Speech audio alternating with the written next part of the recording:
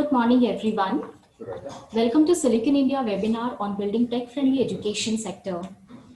Today, we'll be talking about how technology is helping advance the education sector in the current pandemic times, where the need of technology is more than ever.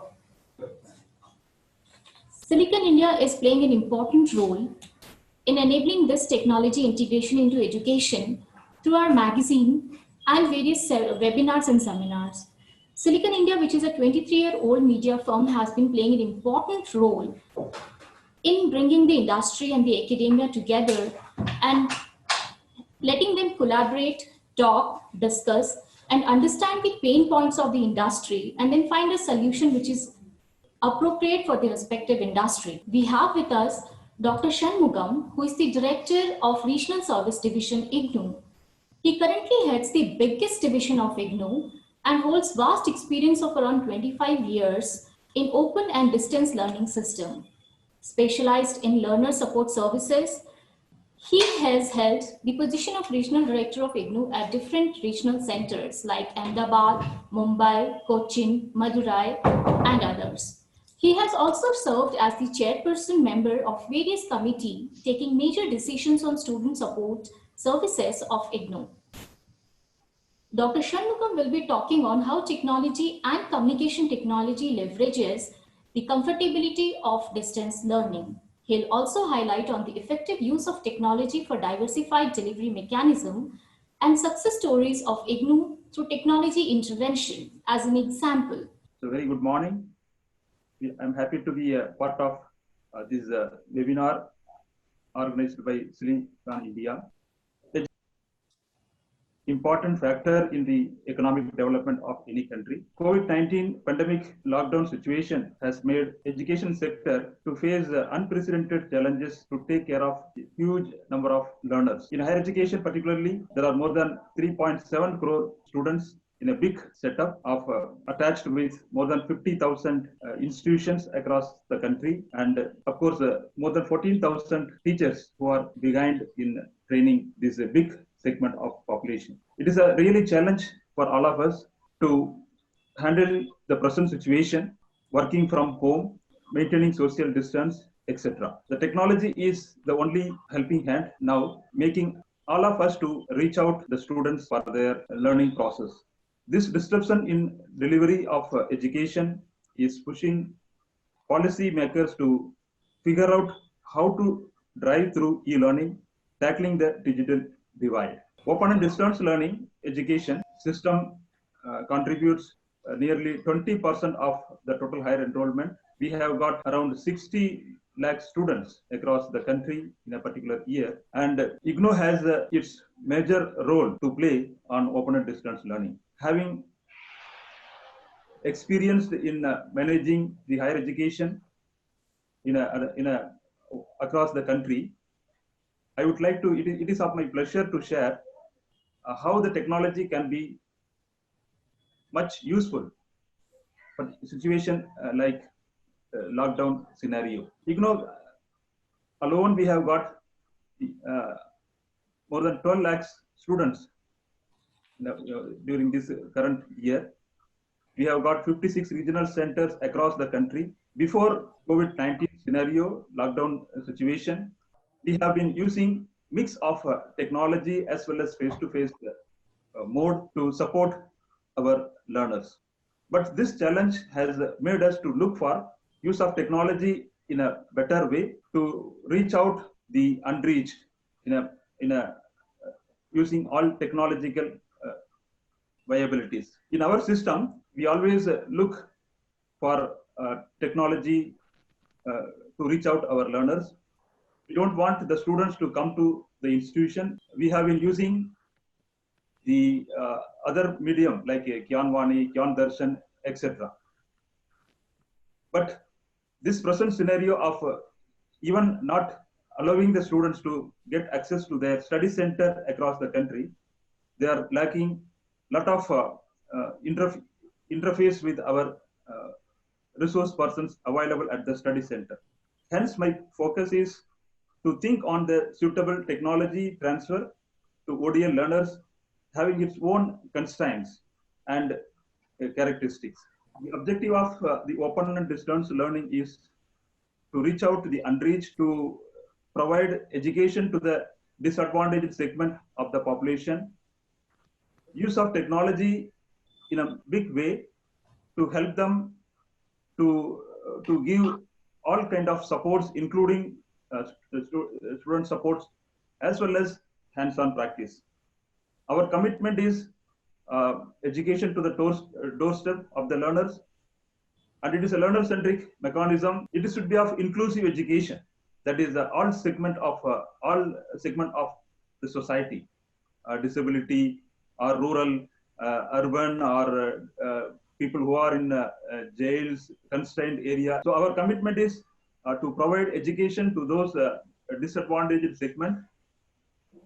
And the characteristic itself, if we see, the students are of diversified background, then you can say they have a heterogeneous group. It is not the focused group like a conventional system. The technology in the sense, non-print medium, maybe of Kyanvani, Kyan Darshans, there is broadcasting technology, or maybe of internet-based technology. But in the traditional university of functioning with the traditional government system, upgrading to a technological viability, it takes a little time. Even though there are provisions to submission, students evaluation submissions have been it is possible to go for technological based, but still taking the quality of standard and maintaining the standard, etc. Still we have to go up to some extent the face-to-face or to have that manual evaluation, etc. For the lockdown period, our system was from headquarters, New Delhi. There are regional centers which are located at every state, and under the regional centers there are number of study centers which are been functioning from the good renowned institutions, who are the student contact points, and the student used to contact the study centers to get all support services. But this present situation, because we are unable to make the physical presence of the students in the study centers, the technology different via media is being explored, and we have been started using it. Now, particularly for the admission itself, of course, everything is been online. The information procedure, information details about the students' enrollment, etc. We are operating, we are functioning through the good learners management system. When we talk about the academic sessions to be extended for the learners, earlier we used to have the standalone supports mechanism at every regional center and every study center. But now we have upgraded for this mechanism through technology. We are able to centralize the online academic counseling. Suppose some good experts are been delivering the sessions at Delhi, it is possible the learners across the country are able to get access to that. But again, we have to see whether the right platform is being identified and the students are being benefited, because that we are again having a lot of discussion in what mode one has to go for it, how the system can be streamlined, etc. But one thing is very clear, the students as well as institution are getting a lot of benefits because of such kind of centralized arrangement of support services. But again, if you see the other side, our client students are located in different remote areas, even villages, even as I told, jail inmates are disabled students, etc. But whether this technology transforming the support services through completely technology based, how to reach out to them, and we have the interruptions, lot of problems which are being reported by the learners also, that connectivity issue or the socio-economic situations, and so many other social factors which are affecting them. So as a government institute, we have to take care of all the comforts of the learners by adopting an appropriate technology to make use of it. It should be cost effective to the learners, because our objective is again to provide cost effective programs to the learner, and also very flexible system which the students can take minimum 3 years for a graduation degree, or maximum 6 years they can have the time without having any additional charges, etc. And a lot of mobility is also been given, that students may work uh, today in one place and tomorrow they can move to some other places. So it is under the experimental stage which we have been doing it, and our teachers are well versed with the handling of the students through technology. We have been running this Kyan Darshan for 24 hours. There is a timing, telecasting, and different institutions of higher education also are being involved. So this is an opportunity to make a complete integrated mode of accessibility to the learners, which is suitable to them. The teachers are empowered. Our teachers are well versed with preparing the classes or courses, for preparing the programs for YouTube or the technology transmission. Now, we have also been popularly doing the empowering the distance education teachers through different kind of training programs. You said that the institute is offering education to around 12 lakh students. So there must be a need of really heavy infrastructure, that is technology, internet infrastructure. How are such institutes going to implement technology in an affordable so that it doesn't become a burden for the institute and the students, and how they are going to use this technology in the future when things become normal and students start coming to the college, because that is something I believe students won't keep distance from coming to the campus. In our system, for the students of distance and open learning system, right now we have a mechanism of collaborative arrangement with institutions across the country. But we have got our own places of regional centers in every state, etc. So when this technology is going to be implemented fully, our teaching ends maybe, because right now we have our Kyan Darshan studio, etc. in headquarters. We will try to make it the centers across the country. The establishment of studios will be established, set up at the regional centers, where we can have the local uh, access to the students. That means our regional establishment will take care of the need and support of the local students, and pulling the resources and getting the academics locally. Because right now the situation is that having accessibility and accommodating the learners, because it is a very big enrollment. We have got, as I told you, more than 12 lakh students will have to be accommodated in this system.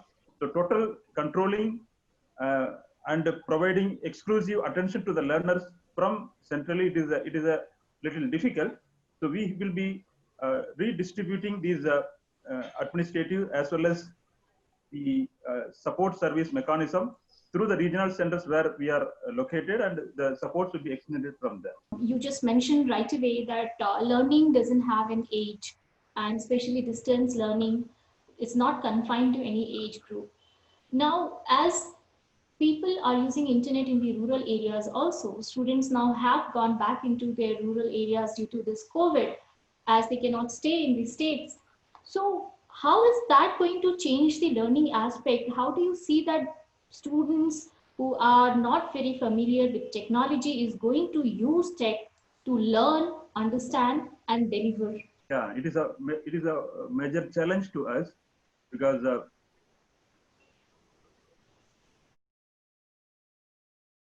learners are heterogeneous group. Students who are in far flung areas or remote areas also will be taken into consideration for our delivery mechanism. Now, in this situation, of course, our existence, our presence is there in all places, like in terms of study centers. So whatever the communication or the software developments which is to be shared with the students through mobile, etc., will be transferred to the study centers. from which the local coordinators will be of course, now present lockdown scenario, it is not possible. But if it is a normal situation, technology transfer can be done through the nearest place where the study centers are located, and students can take benefit of it. Of course, now the every state government is equipping all facilities, internet facilities, everything, even to the villages. So the age uh, uh, uh, learners, old age learners who are unable to make themselves adjustable to the technology, there will be proper assistance will be there. And even in that situation, even our ODL will remain continue to take care of those learners. Now we are integrating a lot of technology. How are these institutes going to leverage these technology in the future, or let's say labs, when we make so much of investment? How are we going to leverage that and ensure that students keep learning even after coming to the campus? At present also, we have been using the satellite interactive connectivity, the mobile van usage, and even the local Gyanwani, that is the radio broadcasting. We have been successful in having all our Gyanwani station across the country, and the Gyan Darshan and even Swayam Prabha programs, which is the initiative of MHRD, which are being taken care uh, uh, through which most of our sessions are being arranged. So the students are get access to that. This multimedia activities, either it may be of the through the Doordarshan or through internet. We are using mix of this, and even there are some of the community radios which we tie up with them. We go for providing the phone-in programs through which the students can directly interact with the faculty or with the resource persons. And now we are thinking of expanding this usage much in a better manner. So definitely, internet accessibility is wherever it is not possible right now. But of course, the government has projected, there is a data projected that in 2024 there may be of 85% of the households will be having mobile phone, etc. So otherwise, also our continuous efforts in collaborating with the Ministry of Broadcasting, Government of India, to reach out the unreached is successful, and we will be doing it.